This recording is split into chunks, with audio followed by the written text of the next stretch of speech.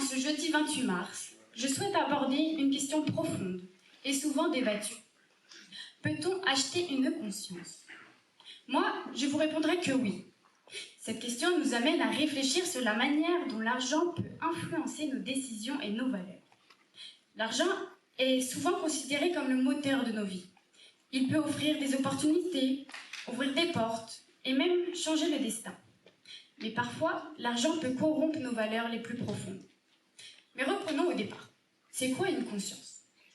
Après avoir fait de nombreuses recherches et avoir lu, je pense, toutes les définitions d'Internet, pour trouver une définition simple et compréhensible, cela m'a mené à celle-ci. Perception chez l'homme de sa propre existence et du monde qui l'entoure. Seriez-vous prêt, vous, à sacrifier vos principes pour de l'argent? Il est sûr que dans certains cas, l'argent exerce une influence très puissante sur notre comportement et nos décisions, au même point de compromettre nos valeurs morales dans le but d'obtenir des avantages financiers. Dans le monde des affaires, par exemple, les entreprises peuvent offrir de l'argent pour obtenir des faveurs spéciales. De même pour la politique. Nous avons constaté comment le financement des campagnes électorales peut influencer les politiciens à agir en fonction des intérêts financiers, plutôt que dans les intérêts de leurs électeurs. C'est généralement dans les pays à faible revenu où les élections sont contestées pour fraude liée à la corruption ou à l'achat de conscience. Le Mali n'est pas étranger à cette pratique. De même pour le Sénégal, où l'achat de conscience est un jeu dangereux, mais qui n'est pas près de disparaître. Dans nos interactions sociales quotidiennes, l'argent peut également jouer un rôle dans nos choix. Certaines personnes peuvent être tentées de mentir, tricher, ou même de manipuler les autres et trahir des principes ou valeurs en échange d'une somme d'argent plus ou moins importante. Nous pouvons aussi dire, en quelque sorte, que l'éducation, les voyages, les livres, les rencontres avec différentes cultures et points de vue, ainsi que l'accès à l'information, peut contribuer à acheter une conscience. Les publicités participent elles aussi à l'achat de conscience de milliers de personnes. Des sommes considérables y sont investies pour influencer les futurs clients. En effet, les publicités qui présentent de manière plus sélective, afin de changer la perception des préférences et les comportements des consommateurs. Les publicités de produits de beauté, par exemple, qui compromettent une peau brillante, lisse, sans imperfection, etc. etc. Un résultat impossible, avec la présentation d'images toutes retouchées. Cela peut créer une perception négative de soi et une dépendance aux produits de beauté. Ou bien les pubs de tabac, qui pendant de nombreuses années ont mis en avant leurs produits, en minimisant leurs risques pour la santé. Cela peut donc façonner les consciences et les valeurs des individus en les incitant à acheter certains produits. De nombreux chanteurs pensent comme moi que les consciences peuvent s'acheter. Orelsan a dit « Dans la course à l'argent, les consciences se font piétiner ».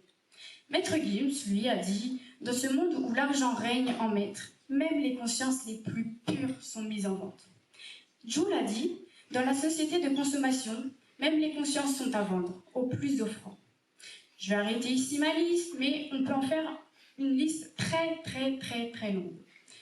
Face à ces exemples, nous devons reconnaître que, dans certains cas, l'argent peut en effet acheter la conscience des individus, en les incitant à agir contre leurs valeurs pour un gain financier. Bien sûr, il y a ceux qui restent fermes dans leurs convictions morales, malgré les incitations financières.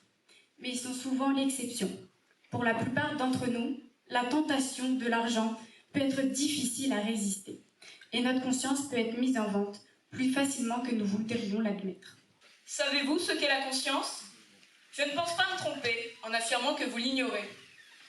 Mais vous savez quoi? Je vous comprends tout à fait. De cela une semaine, j'ai été dans une situation similaire à la vôtre, lorsque ce sujet m'a été attribué. De ce fait, je me suis plongée dans cette profonde notion qu'est la conscience. Pour votre plus grand plaisir, j'ai rassemblé la globalité des idées transmises par cette même expression.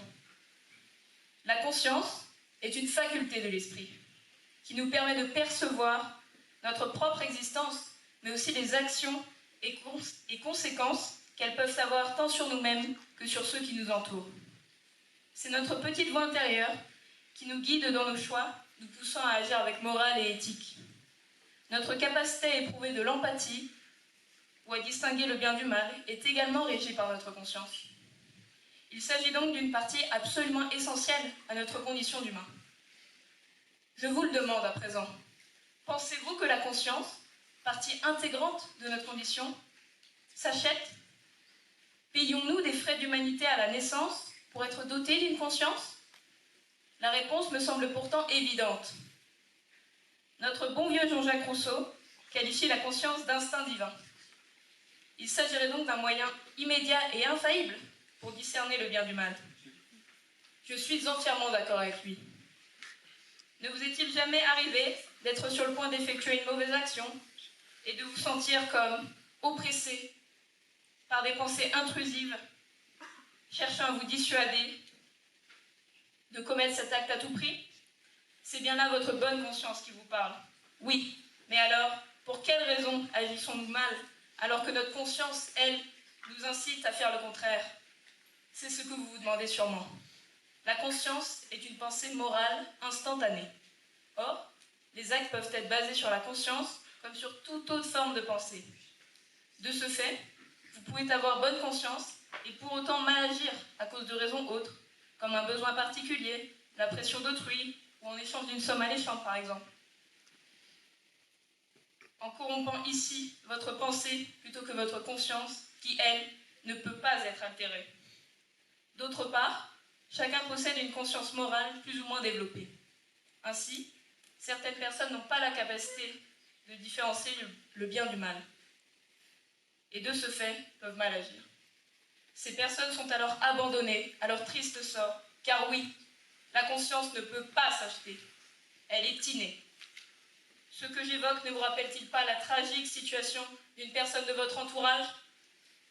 Malgré tous les efforts qu'ils pourront entreprendre, essayant d'effectuer des actions jugées bonnes par leur entourage, imprégnant du mieux qu'ils le peuvent des schémas moraux classiques, ces malheureux ne comprendront jamais, non, jamais ils ne connaîtront ce qu'est la vraie et authentique conscience, qui nous habite tous inégalement, et ce, peu importe combien ils paieront pour.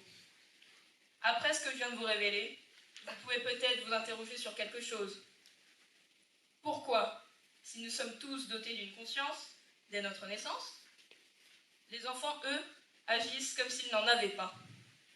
Certes, les enfants sont souvent les personnes qui peuvent agir de la manière la plus inhumaine, mais ce n'est pas pour autant qu'ils sont dénués de conscience. Loin de là. Prenons l'exemple de Timothée, 3 ans. Sa mère l'autorise à jouer dehors pour le retour du beau temps. Jeune et curieux, Timothée cherche un moyen de se divertir avec ceux qui l'entourent. Et il finira par trouver son bonheur, les insectes. À ses yeux, ils ne sont que de simples jouets, mais ils ont l'avantage de bouger tout seuls. Une véritable utopie pour n'importe quel enfant, n'est-ce pas? Cependant, sans s'en rendre compte, il ôtera la vie à plus d'une bestiole. Or, je vous le demande, Timothée a-t-il pour autant mauvaise conscience? Non, il est simplement inconscient de ses agissements.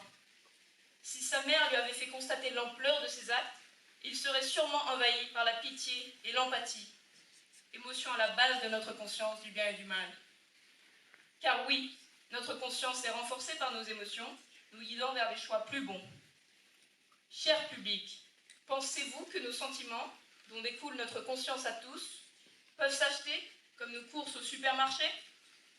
Vous aurez beau arpenter tous les rayons, croyez-moi, vous ne les trouverez pas. La conscience ne peut pas découler de la notion d'achat. L'argent, ou tout autre moyen de paiement, peut corrompre nos actions et même nos pensées. Or, la perception de notre existence, la distinction entre le bien et le mal, ou encore un certain instinct divin, n'est évidemment pas garantie par la monnaie. Non, une conscience, ça ne s'achète pas. Non, l'argent n'est rien d'autre qu'une façade qui cherche à cacher notre vraie conscience.